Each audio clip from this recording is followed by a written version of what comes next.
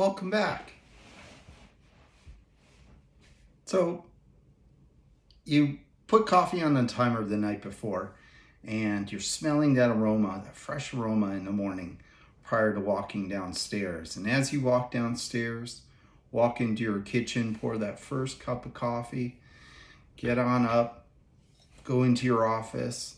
As you take that sip of coffee, sit there and just ponder life. And as you're pondering, you look up at the ceiling and you see a giant bubble. It looks like a pimple that's about to burst. What do? Well, you call your mom, of course, because you're 40 years old and you're still living at home, right? Joking aside, you still call your mom because 1 year ago she had the same issue and she had to move out of her house for 3 months while her home was mitigated and put back together after her water loss. So she's a great resource to call based on this experience, but don't panic. And the reason being, my name is Mike. I'm a licensed plumbing contractor here in Southern California with 20 years service and repair experience on the residential side. I was also a claims adjuster for a large insurance company, and I have done construction estimating for many years, mainly sending estimates to insurance companies so customers receive payment. So that's my background. This is my experience, and these videos are based on my experience within the industry and what to do as a homeowner, just from what I've seen. This is not legal advice, so please don't take it as legal advice. So you call your mom, and she gives you some great advice on what to do, how to talk, but most importantly, she gives you the best advice, and that is to document the process. So you get your phone out and you start taking video and photos of what's going on, that giant pimple or bubble on the ceiling. The next thing that you want to do is you want to identify the source. One way to do this is you hire a licensed professional to come to your home. It could be a plumber, a licensed plumber that comes to your home. More than likely, if you see a water leak like that, you will call a plumber because that's the immediate assumption. And that individual will come to your house and diagnose the problem. You want to get that problem repaired. Basically, the reason for that is you want to prevent any additional damage to your home. As the homeowner, it is your responsibility to mitigate whatever issue may be causing that leak within your home. During this whole process, when you call the contractor to come out to your home, you still want to take photos and videos. You want to also get a report from that licensed contractor that supports whatever the issue is. Because you identified it right away, and that report now shows kind of a timestamp on when you notice this problem, that is a very good thing for you because that supports you identifying it as a sudden and accidental problem. It wasn't something that, developed mold or anything like that over time, because mold is the number one denying reason for insurance companies. At this point, you've had the contractor come to your house.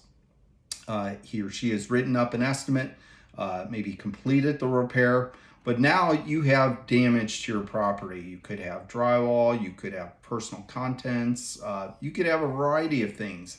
But what you've done during this time, when you called the contractor, you also followed up with your insurance company. You would get a claim number at that point. The insurance company would tell you that your assigned field claims property adjuster will be in contact with you, either via email or via phone call, but they will reach out to you within, hopefully 24 to 48 hours. In my experience, it doesn't usually happen that way. They don't call right away. That's just my experience from what I've seen. At that point, you filed the claim. Now the plumber is done with their work. You want to have that wet material mitigated. And the reason being is if it's wet, what happens with wet materials? It's eventually going to mold. and it's your house. You don't want to have that happen. So it's important to hire a company that specializes in restoration or mitigation of your home. And what they will do is cut out the materials. Most of the time, depending on the age of your home, they will test it for both lead and asbestos. That's really important, because if it does come back positive for either one, then you have to go through an abatement process. And that mitigation company will know how to go through that steps. You would then provide the mitigation company with the claim number that your insurance company provided you. They should be able to walk through the whole process with your insurance company on how they're going to handle the adjuster and how payment is going to be received for them. Okay, mitigation is completely different than build back. Build back is putting everything back in place by a licensed general contractor. That is the build back. Mitigation is separate. That's on the front end. Oftentimes, mitigation companies will be paid directly from the insurance company, but not always. If you hire your own mitigation company and it was not a preferred vendor from the insurance company, sometimes the insurance company will send you the check specifically for the mitigation company, and then you would have to endorse that over to the mitigation company. But every situation is different. It's just some general feedback. At that point, you filed the claim, and hopefully your adjuster has called you and said, hey, my name is so-and-so, just checking in. I want to schedule a field inspection. I'm not going to come out to your home. I'm going to have an independent adjuster come out. They're going to take pictures. They're going to sketch, measure everything, and then create an estimate for the desk adjuster to issue payment to you. Now, keep in mind, you haven't hired or asked a general contractor or building contractor to come into your home and make their own estimate. My number one suggestion is you find your own contractor who's going to advocate for you. Find a contractor who uses the software known as Xactimate. Xactimate is what most insurance companies use. Xactimate is very transparent. Insurance adjusters are very familiar with it. Even if they're using a different software, they usually typically follow the same format. But when you hire this contractor or you have them come and give you a free estimate, that estimate should show line item by line item what's needed to put your home back together the way it was. Not how you want it to be once they start the work, because those are two different estimates. I mentioned in my previous video about insurance companies paying like for like, and so you want to make sure your contractor does the same. Always hire a contractor that has insurance company experience. You can typically find a contractor like that. They can be referred to you through your mitigation or restoration company. They have a number of companies that they work with that they also refer work to. Moving on.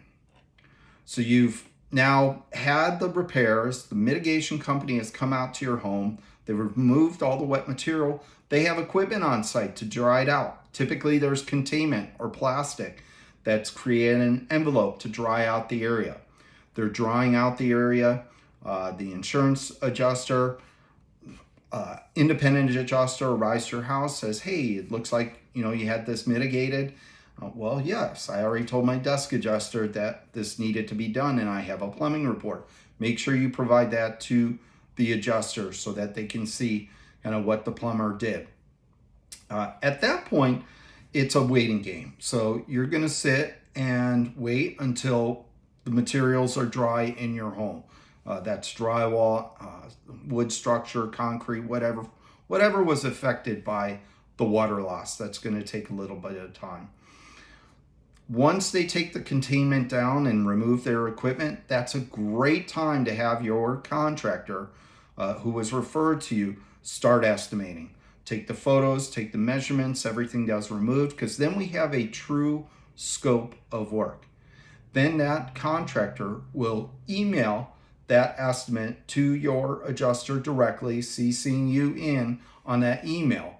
You can also respond, and this is what I recommend, because you're the insured. You're the one at the driver's seat. You can respond to that email as well and say, I'd like to use this person as my contractor, and they are the one that can answer any questions. I give them authority to do that. So you're authorizing your adjuster to speak with this contractor. They'll occasionally have you fill out a form that allows your contractor to basically be that point of contact, but sometimes email works just as well. So this is the start of the whole claims process. This video is kind of a little long, so I'm going to stop at this point. But please leave a comment if you've been through this situation, if you're going through this situation, and maybe I can offer some help if needed. If you like this content, please subscribe, please share, and let me know if there's anything that you have a question about, and I'll make another video related to that. Appreciate you tuning in. Have a great day.